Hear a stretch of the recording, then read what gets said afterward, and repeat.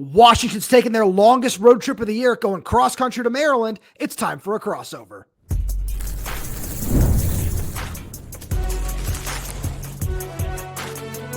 You are Locked On College Crossover, part of the Locked On Podcast Network. Your team every day.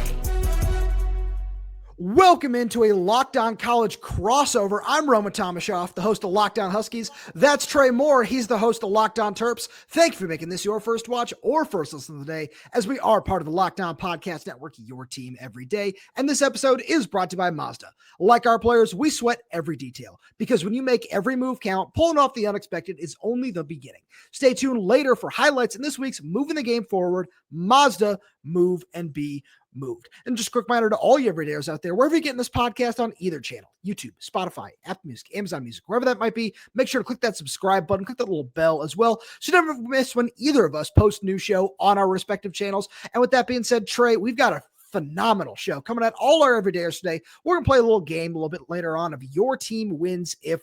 We're going to throw some names to know at the everydayers. You've got some names that Washington fans need to know about. I've got some for the Maryland fans, but when you look at this game, what is the first thing that you're thinking of? I think of the quarterback battles. I think about the two QBs. I think a lot of people are honed into these guys. Obviously, Maryland's freshman, Malik Washington, super exciting. And then Williams Jr. at Washington is also an electric quarterback himself. So I think when we look at it, kind of a grander scope and how the rest of the country looks at it when they're talking about this game, I think a lot of people are intrigued about the two quarterbacks. And I definitely think that's kind of the biggest storyline headed into this game is these two quarterbacks. But I think both guys are special. I think both guys are arguably their best players on each team, definitely the most important. So number one thing I think about is a quarterback battle in this game.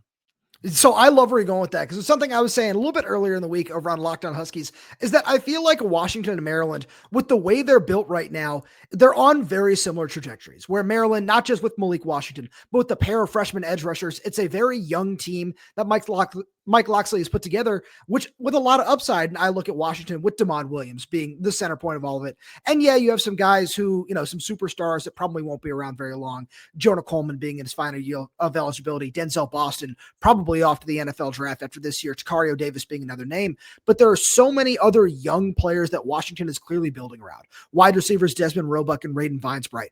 Cornerback Dylan Robinson, who will probably wind up starting if Tacario Davis is unable to play in this game. There are so many talented players on both sides of this game that are going to make this a lot of fun to look at, because I think that when I look at the number one thing in this game, I love where you're going with the quarterback battle. For me, it comes down to the trenches. Washington was able to somewhat hold their own against Ohio State a week ago, but obviously as that game wore on, the Buckeyes showed why they were the number one team in the country. And I think Washington's offensive line has been tremendous this season. If Carver Willis, their left tackle, is able to suit up, I think that could be a major difference maker in this game, because I like Maryland's front seven. I think they're really talented, but there's also something to be said for the schedule that your team has played so far. Mm-hmm. Yeah, I've talked about it every day on Locked On Terps, is the schedule. We just haven't played anybody of quality. Even the Wisconsin game, I'm kind of, after watching Wisconsin now this year, I'm like, they have a lot of problems themselves. Obviously, that's the best team we've played so far. So there is a sample size of some really special things. And you talk about the trenches, especially with a couple of young guys that we'll talk about. But I think that it is such a small sample size. But Maryland's defensive line has honestly been playing really well. The two freshmen on the edge, Zahir, Mathis, and Sidney Stewart, two special guys that are go on with that Maryland young freshman class that's honestly leading the way for a lot of this team. And then we brought in a ton of interior defensive line in that have been really good this year from the transfer portal. That is also a big part about this game, and seeing how we match up against, you mentioned Washington's offensive line that's been playing really well. I kind of like that idea of the trenches are going to be a big part of this game. And I think when you look at Maryland's defensive line, there's young guys, there's transfers, they've played well. This is the best group we played so far. And I said it on Locked On Terps, this is the first, I think, real test. I know Wisconsin was kind of our first Big Ten test, but still, they just have a lot of cracks. They just have a lot of things they need to work on. And I said, I think Washington's the first team that's going to challenge us in ways that we haven't seen so far this year. Yeah, I absolutely agree. And another name that I'm ashamed I didn't mention earlier is left guard John Mills, is somebody who, at starting as a true freshman, has been so impressive through the first month of his career. He doesn't even turn 18 for another couple of weeks, which is wild to think about. But I look at this Washington offense as a whole, and yeah, there were some setbacks against Ohio State, some self-inflicted injuries, some different things like that that really just put that offense out of rhythm. But this team all year on that side of the ball has been so explosive. They had almost 600 yards against Colorado State, get over 600 against an FCS opponent in UC Davis. And then you also go out and dominate the Apple Cup against Washington State before facing a much tougher test. And it showed that there still is a little bit of a ways to go before you're truly among the elite in the Big Ten. But there are so many things to like about what this Washington team brings to the table. And I think that one of the biggest things that I'm looking for in this game is another wide receiver to step up, because you look at this Maryland defense, it's 11th in the Big Ten right now in terms of passing yards allowed per game at a little bit over 200. And I think that that's something that Washington hasn't necessarily leaned all the way into just yet, because when you have a guy like Jonah Coleman and you're able to rush for over 300 yards in your first couple of games, you don't need to lean super heavily on Demond Williams, but he's someone who's proven to be such an efficient passer through the first 5-6 starts of his college career that in a game like this, if Maryland is going to just beef up the front seven and dare you to run the ball, I think that Demond is somebody who's been accurate and efficient enough through the first 5-6 games of his college, or 5-6 starts, of his college career to take advantage of the secondary, because like you said, it still is relatively untested. And I think that with a guy like Denzel Boston, with a tight end like Decker DeGraff, who I think can be a matchup nightmare for a lot of teams in the Big Ten, that there's a lot to just kind of dive into with this matchup that I'm really curious about. Yeah, I totally agree with what you're saying, because Maryland secondary, we haven't played any quality receivers or quality quarterback either. Like, Williams Jr. is the best quarterback we've played so far this year, and it's not close. Just to give Washington fans a little bit of background, the teams we've played so far is FAU, Northern Illinois, Towson, and then Wisconsin's backup quarterback. We didn't even get a chance to play Billy Edwards, who is our former quarterback. He ended up being hurt in that game, and so it's a concern for Maryland football. You talk about this secondary; they've been good, they've been pretty solid all year, but it's like, we just haven't seen really. And there's some youth there as well. Kid Kevin Humes, we're really excited about, the sophomore who had some troubles last year but was playing as a freshman. We've seen him take a big jump, and we have a couple transfers back there, Jamar Glasker, Dante Joyner, who've all played solidly well. But when we talk about that Washington receiving group, just don't know exactly how it's going to go. And we know Williams Jr. completes a high percentage of his throws. I think it was 75% I saw before. So I think it's going to be interesting to see the efficiency of the Washington offense against the Maryland's defense. Yeah, I absolutely agree. And it's something where Demond can also beat you on the ground. He can also do so many different things with his legs that Ohio State was really good at countering. But in the first 3 games of the year, that wasn't quite the case. I look at a week before when Washington went on the road to Washington State. He was extremely effective on the ground where, sack adjusted yards. Demond had over 100 yards on the ground as well in that game. So I think that this is something where he just provides such an interesting threat. And I'm really curious to see what this linebacker group might do to deal with it. Are you going to try to walk down a safety and see if somebody's going to try to spy on Demond? Because that's something that he's done a really good job with, is, with zone reads and different things like that, giving the ball to Jonah Coleman, giving the ball to Adam Muhammad, Washington's second running back, who's been really efficient as well so far this year. And there's just a lot of options for Washington to go to on offense. So I'm really curious to see how this works out. And that kind of brings us to where we wanted to go with this, is some names that both fan bases need to know about in this game. And we'll get there right after a message from our good friends over at Mazda. This episode is brought to you by Mazda's moving the game forward. For those who believe it's not just about playing the game, it's about redefining it. There are moments that do more than put points on the board. They move crowds, move culture, and keep moving the game forward. This week's moment that moved the game forward was tight end Quentin Moore forcing a fumble on wide receiver Brandon Inniss in that Ohio State game, getting a fumble and a turnover like that in that part of the game, in that situation, with his daughter in the stands for the first time. It was an amazing moment for Quentin and his family, and for Washington as well, because as the Huskies continue to force turnovers, this defense, this special teams unit, is going to take a big step forward this year. When you follow what moves you, the unexpected is only the beginning. And just like there's more to every highlight, there's more to a Mazda vehicle. Mazda, move and be moved. We've also got a message from our good friends over at DoorDash. It's almost the weekend. Time to look back and crown this week's MVP on Who Delivered, powered by DoorDash. Just like you can win every Saturday with DoorDash streaks, saving more every time you order, these players delivered when it mattered most. For Washington, Damon Williams delivered in a big way. He's been so impressive all season long, completed over 80% of his passes against the number one defense in the country. When the pressure was on, he came through, no hesitation, no delay. And if you've been watching week after week, this performance wasn't a fluke. Damon is on a streak. And just like Damon delivered for the Huskies, DoorDash delivers your Saturdays. With DoorDash streaks, you save every Saturday you order, stack it up all season, and you can save up to $250, including $100 in DoorDash credits. Order this Saturday, keep the streak alive, fuel your game day only with DoorDash. Terms apply, promo period through November 18th.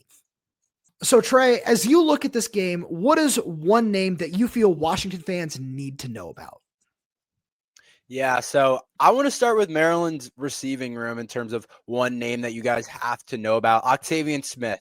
Senior receiver Malik Washington has really been throwing the ball a lot to this kid. I think he's one of our best offensive weapons over the past couple of games. He's kind of gone off, had a great game against Wisconsin, and he's now kind of the veteran in that group where it's kind of been cool to see how he's kind of continued to develop, played since freshman year at Maryland, and every single year has gotten better. He's kind of he's a smaller type of guy, but kind of your typical fast, explosive, small receiver, but he can make some big plays. And one thing about Maryland football is we're going to throw the ball a lot. So that's something else Washington fans know. We're going to throw the ball a lot. Malik Washington's going to have the ball a lot in his hands. We can't run the ball this year. And right now, Octavian Smith, I think, is our number one receiver, number one receiving talent for the Terps. But who should Maryland fans, who should we know? Who's the name that we should know about? So when you talk about this passing attack, I want to give you a couple things here because I look on the outside and I love where you're going with this because Washington has a really big, long pair of corners on the outside in whether it's going to be Ephesians Prysock on one side and either Takario Davis, or if he's unable to go as he's been dealing with a rib injury for the last couple of weeks, Dylan Robinson, a true freshman on the other side. Those are names that I think you need to be aware of, but the guy whose name you really need to know in this matchup, in my opinion, is safety Alex McLaughlin. He's someone who came over from Northern Arizona last year and has just been so impressive. He led all defenders last week in the game against Ohio State with 13 tackles and is someone who just plays with his hair on fire. He's so much fun to watch where he's a really versatile safety where defensive coordinator Ryan Walters likes to move him down into the box, and he's really good at run fits and just doing different things to make sure he's in the right position at the right time. He had a pair of interceptions against Washington State, including one he took back for a 47-yard pick six. And I think that he's someone who can be a real X factor in this game because as we just kind of look at Malik Washington, one thing that Ryan Walters said about him earlier in the week is he compared him as a physical specimen to Cam Newton, where he said, this is a guy who's really hard to bring down. And when he's able to get outside of the pocket and get on the move, he's really, really hard to tackle. And McLaughlin is the kind of guy where if that is something that he has to do, where the coverage is good downfield and Malik Washington does want to roll out, I feel like that's going to be the guy who we see more often than not chasing him down because Washington has gone to a lot of three safety looks over the last couple of weeks after losing a linebacker and Buda Alukta to injury. And I think that Alex is the guy who was already a starter and already a really important part of this defense. But as the weeks go on, and as we continue to see him get acclimated in his first year playing in the Big Ten, he's someone who this coaching staff is throwing more and more and more at, and he just continues to respond.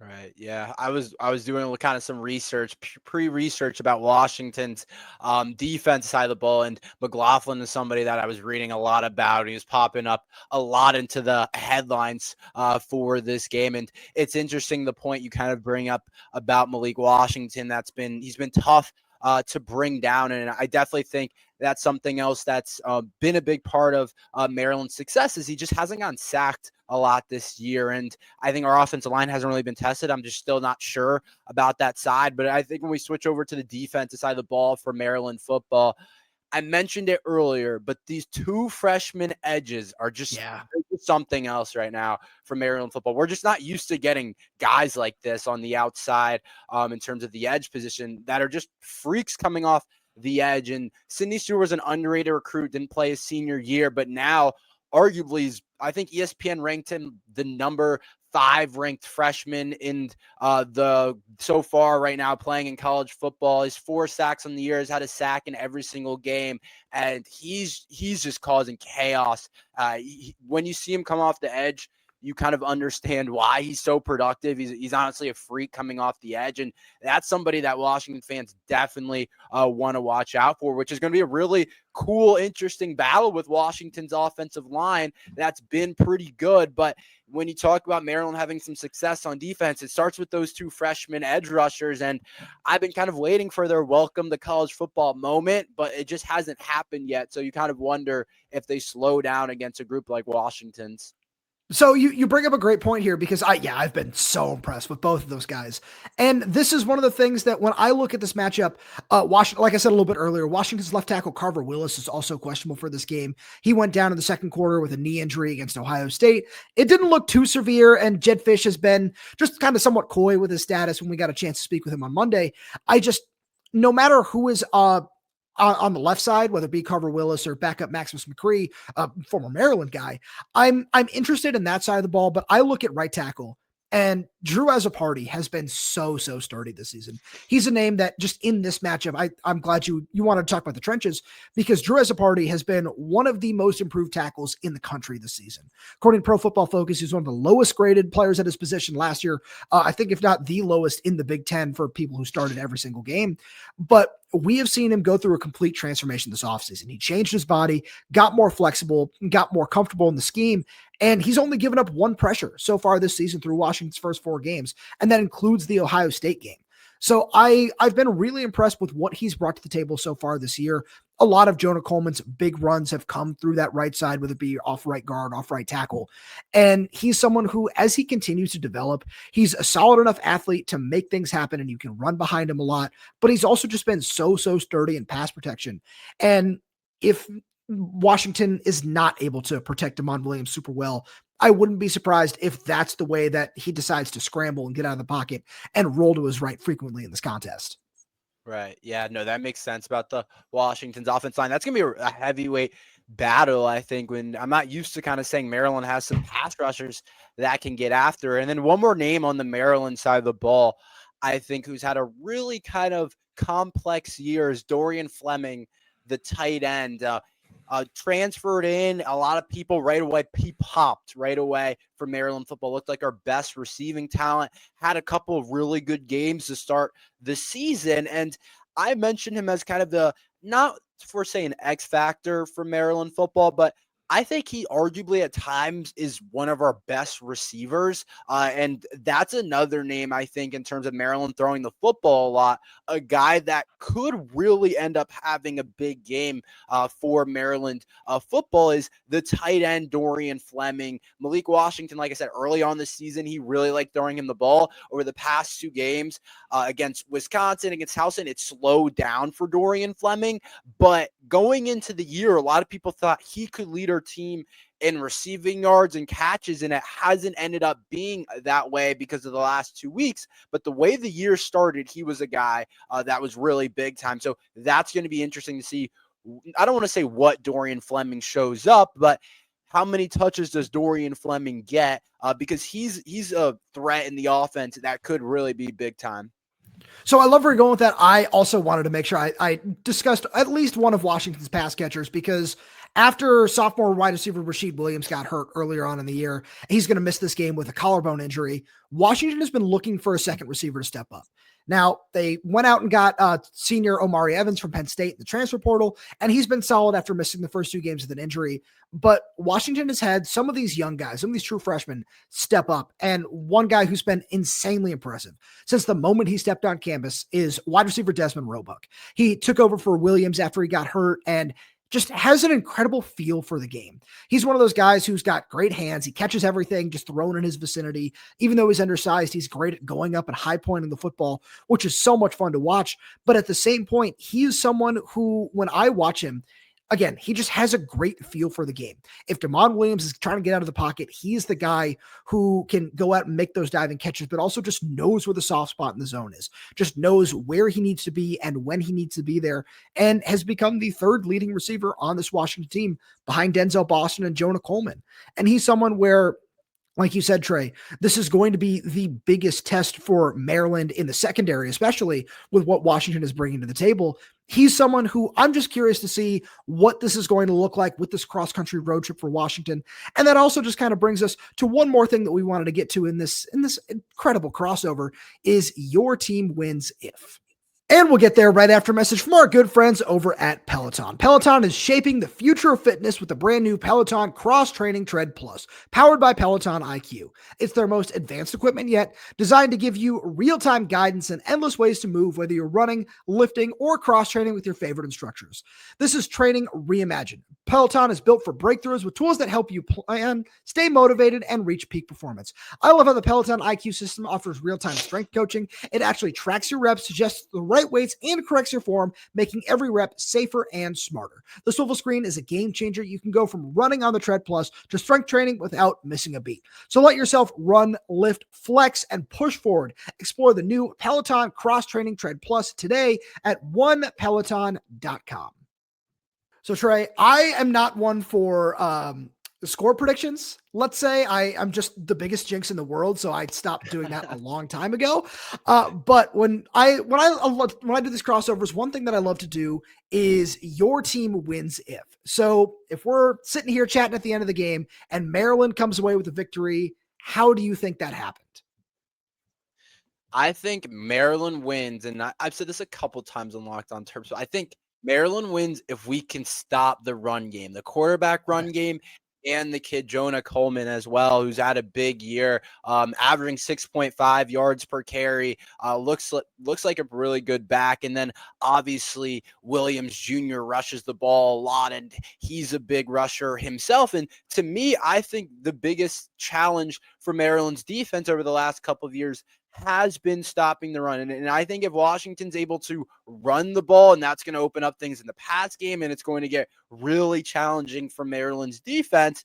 But I think if Maryland can somewhat limit the run game, then I think we have a good chance of winning the game. I just think it'll be really difficult if Williams is running all over the place, and then all of a sudden the Jonah kid is running as well, having some big runs. I mean, he has 9 touchdowns on the year. He's clearly a big threat. And compared to Maryland's run game, that's been pretty terrible all year. I just think it's something that if Maryland can stop, I think we have an opportunity to win the game. Now, it's going to be hard to contain Williams. It's going to be hard to stop Jonah. But if the defensive line can step up and play well again like they have, even though in this kind of poor sample size that we have, I think Maryland has a good chance of winning the game.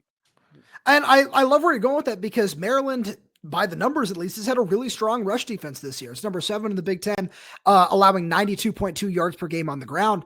So I love that. And I think that for Washington, as I look at the other side of this, it's always great to establish the run. It's always great to do those things, but I wanted to go to the other side of the ball because I don't think that many Husky fans have a lot of questions at the offense right now. I think with some injuries, there certainly could be some things that pop up. But the one thing for me that I think is going to be really important if Washington is able to come away with the victory is generating turnovers. This is something they did a good job of in the Apple Cup. They were able to get 3 in that game. You won the turnover battle against Ohio State too, 1-0. So you've been able to go out there and do that while protecting the ball on your own side.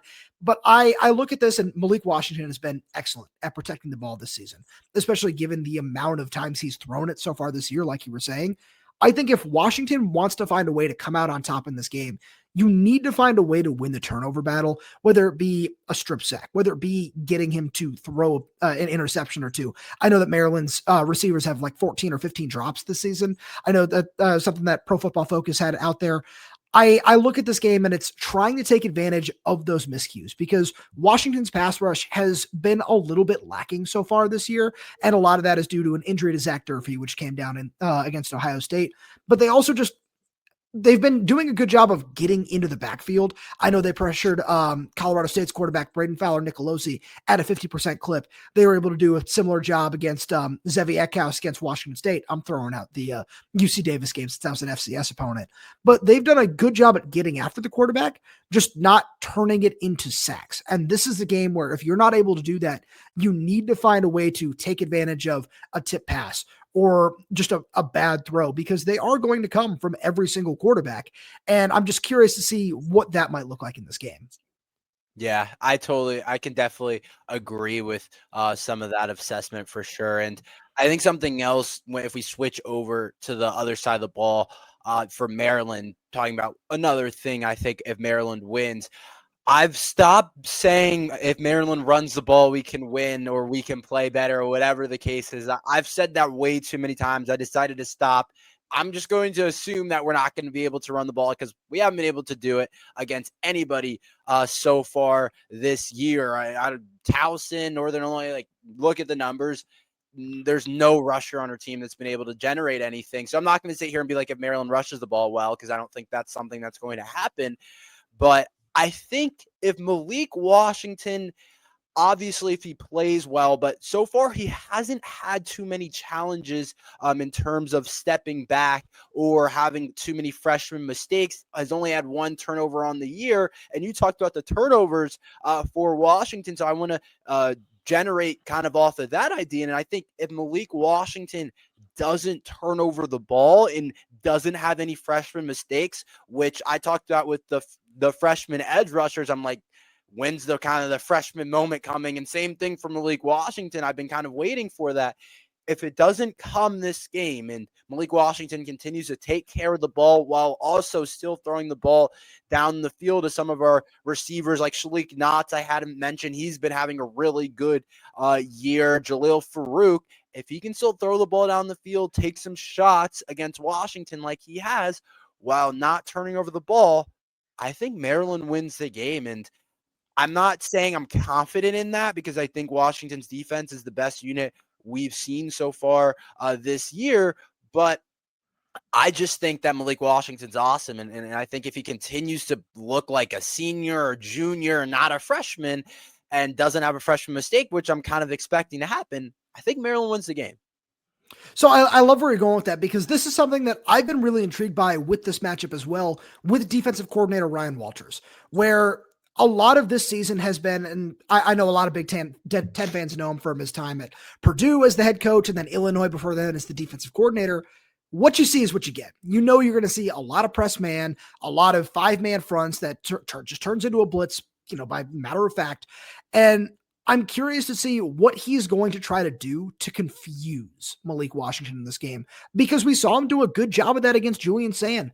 This Husky team has not allowed a lot of explosive plays so far this year. So when I look at the back end of the defense, I think that we might see some different things, because he talked about it on Tuesday during his press conference, saying that he installed a lot for Ohio State, just a lot of different kinds of coverages. And I don't know how much of that is with just him trying to play without Tacario Davis and trying to do different things without one of his top players in the lineup, and how much of that is I know I need to change to continue to evolve and get better as a defensive play caller. So I love where you're going with the freshman moments, freshman mistakes, because yeah, every player does have them. And the fact that Malik Washington hasn't to this point has been really, really impressive. I've had a lot of fun watching him. And as I look at this matchup, it's going to be tough for Washington to, traverse 3 time zones and make this happen, because they struggled in that department last year. And yeah, half of that was playing teams that wound up in the college football playoff, but this is a very different Washington team. And I think that they do have a solid shot to win this game. I know the spread is like 6.5 right now, according to our good friends over at FanDuel. And as I look at this matchup, I think this is going to be a closer game than some people think. And I think that Washington has all the talent to get it done, but going on the road is certainly not going to be easy. Yeah, I agree with that point. And I've been thinking about the spread a lot in the 6.5, and I just want to lean Maryland's side with that number. But I just have some concerns with us still not. I've been trying not to jump the horn. I know things look good so far, but I just can't get over that. I just don't think Wisconsin's a very good football team this year. So I'm still trying to figure out where we stand on things, but I think this is the test. I think this game against Washington is going to show a whole lot, and we're going to understand a lot more of what Maryland's about this year. All right, before we get out of here, I'm going to put you on the spot here really, really fast. Got 2 questions for you. Number 1, Do you have a bold prediction for this game? It's a Locked On Huskies tradition. It can be a stat. It can be, oh, this guy's going to get, three touchdowns, whatever it might be. Do you have any of those? I do. My bold prediction is it's going to be a high scoring game. I think both offenses are going to get it done. And what I mentioned first about the quarterback battle, I'm going to say my bold prediction is both quarterbacks end up throwing for over 300 yards in this game. And I think both quarterbacks are going to get it done. And we're going to see a battle in that way. A very fun, fast paced game. That's my bold prediction. I think we're going to watch a quarterback battle that we all want to see. This is great because one of my bold predictions on Locked On Huskies was that Damon Williams throws for 300 passing yards. So you and I are on a great wavelength today. Second one. Like I said, I don't do them because I'm a jinx, but I don't know if you've done one over on Locked On Terps just yet. Do you have a score prediction for this game? Yeah, I'll keep going off of my point of thinking it'll be a high scoring game. I think I lean Washington just because and just 100% honest, because I just haven't seen Maryland. I'm just not 100% confident in the teams we played so far this year. And you guys have been tested, obviously, last week against Ohio State. I'm going to go, but I think Maryland covers the 6.5. I'm going to go 35-38. A lot of points being scored, an offensive type of game. And I think both offenses play well. There's some defensive question marks that come out of it. So I'm going to go 35-38 Washington, but Maryland covers. Tre, this has been awesome. Thank you so much for being here. Thank you so much to all our everydayers out there for tuning in. And if you want to get more from both of our channels, please make sure to subscribe wherever you get your podcasts. YouTube, Spotify, Apple Music, Amazon Music. We're there. We're everywhere. We're updating this channel through content every single day. So make sure you click that like button, click that little bell so you never miss when we post a new show. If you have any questions, comments, concerns, jump right down below in the comment section. And if you're audio only, please leave us a 5-star review as it does help us out a lot. Thank you so much for tuning in, and we'll talk to you after the game.